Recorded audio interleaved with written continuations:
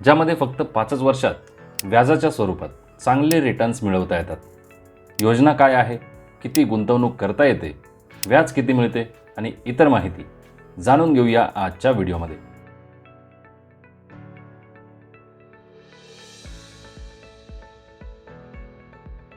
नमस्कार मित्रांनो, national saving certificate तुम्ही कर्ज घेण्यासाठी तारण ठेवू शकता, तसेच ॲज अ सिक्युरिटी म्हणून ट्रान्सफरही करू शकतात. पैसे जमा केल्यापासून पुढील 5 वर्षांमध्ये ही इन्व्हेस्टमेंट किंवा तुमचे इन्व्हेस्टमेंट अकाउंट मॅच्युअर होते. म्हणजे 5 वर्षानंतर सर्व रक्कम तुम्हाला परत मिळते.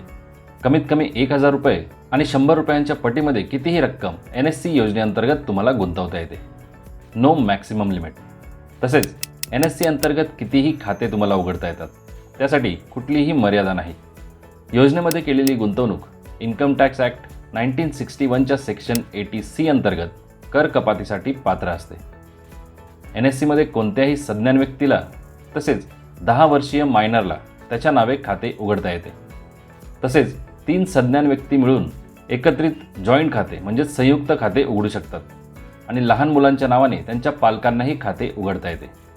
मित्रांनो, खाते सुरू केल्यानंतर 5 वर्ष पूर्ण होण्यापूर्वी म्हणजेच मॅच्युरिटीपूर्वी ते बंद करायचे असेल तर त्यासाठी काही अटी आहेत. सिंगल अकाउंटमधील खातेधारकाचा किंवा संयुक्त खात्यातील एका किंवा सर्वच खातेधारकांचा जर मृत्यू झाला तर खाते मुदतपूर्व बंद करता येते. NSC प्रमाणपत्र जिथे तारण ठेवलेले आहे जर त्या ऑथॉरिटीजकडून ते जप्त करण्यात आले तरीही खाते मुदतपूर्व बंद होते आणि कुठल्याही कारणास्तव जर कोर्टाने खाते बंद करण्याचे आदेश दिले असतील तरीही खाते मुदतपूर्व बंद करता येते. मित्रांनो, NSC प्रमाणपत्र फक्त याच ऑथॉरिटीजकडे तुम्हाला ट्रान्सफर करता येते अथवा तारण ठेवता येते.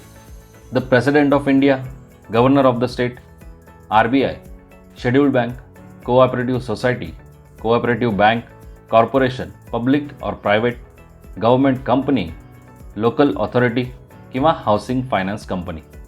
याच प्रकारे काही परिस्थितींमध्ये खाते एका व्यक्तीकडून दुसऱ्या व्यक्तीला ट्रान्सफरही करता येते. जसे खातेधारकाचा मृत्यू झाल्यास त्याच्या नॉमिनी किंवा कायदेशीर वारसदाराला. संयुक्त खात्यातील एका खातेधारकाचा मृत्यू झाल्यास उर्वरित खातेधारकांना आणि कोर्टाच्या ऑर्डरप्रमाणे किंवा खाते तारण ठेवले असेल तर त्या ऑथॉरिटीकडे. मित्रांनो, योजनेमध्ये जमा रकमेवर वार्षिक 7.7% कंपाऊंडेड व्याजदर दिला जात आहे. जनरेट होणारे व्याज मॅच्युरिटीनंतर म्हणजेच 5 वर्ष पूर्ण झाल्यानंतर खातेधारकाला जमा रकमेसह परत केले जाते. समजा तुम्ही 1000 रुपये 5 वर्षांसाठी जमा केले तर एकूण 449 रुपये व्याज जनरेट होते आणि 5 वर्षानंतर तुम्हाला 1449 रुपये परत मिळतात.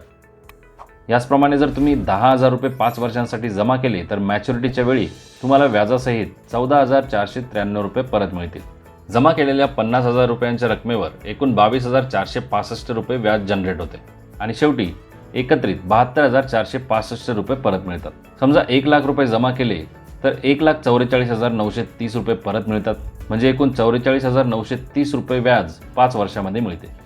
मित्रांनो, जर तुम्ही 5 वर्षांसाठी 10 लाख रुपयांची गुंतवणूक केली तर एकूण व्याज जनरेट होणार 4,49,300 रुपये. म्हणजे 5 वर्षात तुम्हाला मिळतील 14,49,300 रुपये. तर मित्रांनो, फक्त 5 वर्षांच्या गुंतवणुकीवर अशा प्रकारे तुम्ही चांगले रिटर्न्स मिळवू शकतात. शिवाय गुंतवणुकीची रक्कम ही इन्कम टॅक्स वाचवण्यासाठी शो करता येते. व्हिडिओ आवडला असेल तर अवश्य लाईक करा आणि अशाच माहितीपूर्ण व्हिडिओजकरिता चॅनलला जरूर सबस्क्राईब करा. धन्यवाद मित्रांनो. जय हिंद, जय महाराष्ट्र.